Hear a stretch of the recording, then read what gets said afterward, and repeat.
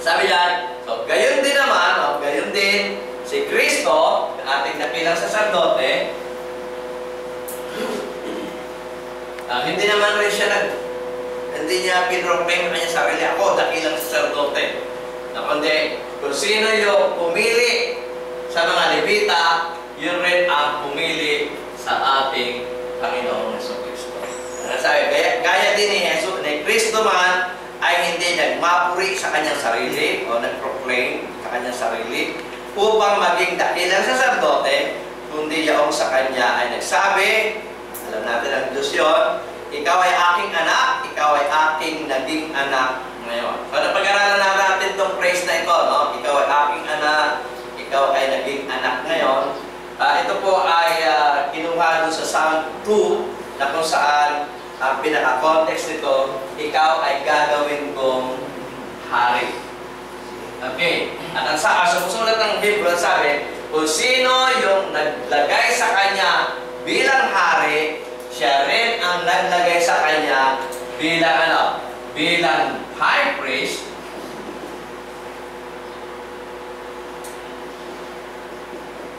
At ang pagiging high priest niya ayon sa kay Melchizedek. Sabi ron, ikaw ay aking anak, ikaw ay aking naging anak ngayon.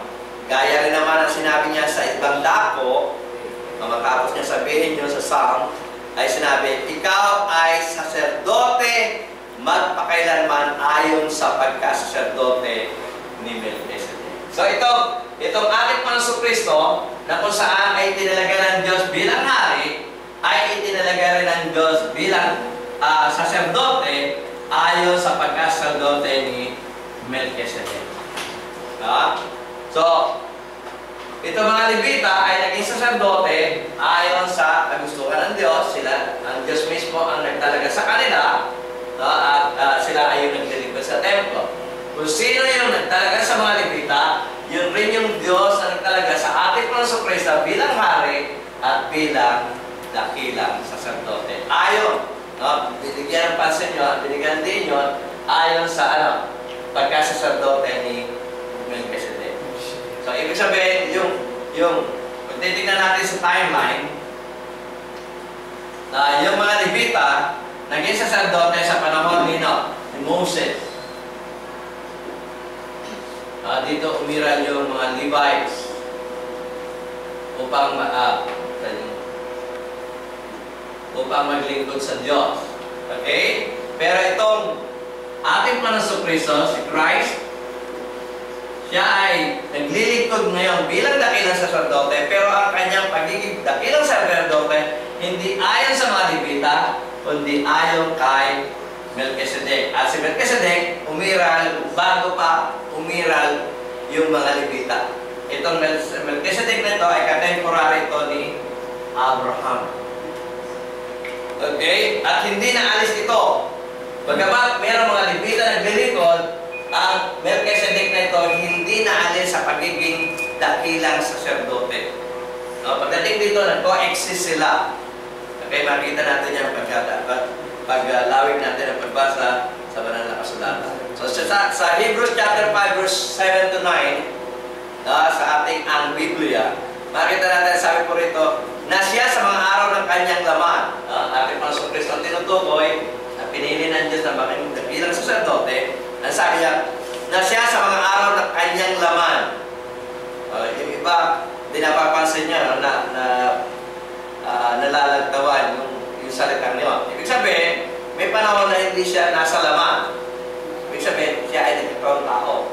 Okay? Nung siya ay nagkatawang tao, na siya sa mga araw ng kanyang laman, ay naghandog ng mga palanangin at mga hain na sumisigaw na malakas, lumuluha doon sa may kapangyarihan, makapagligtas sa kanya sa kamatayan, at siya dininig dahil sa kanyang banal na tao. So, nung naglingkod siya bilang dakilang saserdote, ay binubos niya ibinigay niya lahat yung mga bagay na dapat niyang gawin para maipaglingkod niya yung pagiging dakilang saserdote niya, at siya ay dininig ng Diyos. Kung tutusin, pwede siyang magmalaki. Kapantay niya ang kanyang ama sa pagiging Diyos. Pwede siyang magmalaki, pwede niyang tutulan yung plano ng Diyos para sa kanya. Pero makikita natin, sabi doon, pagkamas siya'y anak. Okay, sabi doon, gayon may natuto ng pagtalima sa pamagitan ng mga bagay na kanyang na kanyang tinuro. No, hindi niya ginamit yung kanyang karapatan niya bilang anak. No, okay, dito na lang ako sa langit, maglingkuran ako ng mga tao, bakit pa ako pupunta sa lupa? Bakit pa ako magdaranas ng mga bagay na ito? Nakita niyo kung ano yung mga dinadanas niya?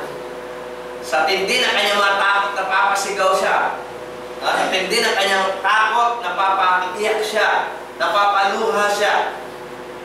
Tatandaan, kapapanood ko lang kagabi nung Passion of Christ ulit, pinanonood ko, pero nakamute. Hindi ko naririnig yung puro picture lang. Nakita natin doon sa, ang unang pinakita doon ay yung nagdadasal na siya, no? Sabi niya, let this cup pass, no? Sabi niya, nanginginig siya sa takot. No? Alam niya na yung mga sandaling yon, huhulihin na siya para patayin. At talagang ilabutan siya. At humihingi siya sa Diyos, nakikipag-bargain siya sa Diyos, na kung maaari, pwede bang postpone muna. Pero sabi niya, yun ang gusto ko, pero masunod ang kaglooban mo. Sabi niya sa Diyos. At makita natin kung paano siya nalalagim doon sa kanya, sa nangyayari sa kanya. Kaya nga dito dinidescribe na sumulat ng Hebrews, na sabi niya, na siya sa araw ng kanyang laman ay naghandog ng mga panalangin, ng mga daing, sumisigaw ng malakas, lumuluha doon sa may kapangyarihan, makapagligtas sa kanya sa kamatayan, at siya hindi dahil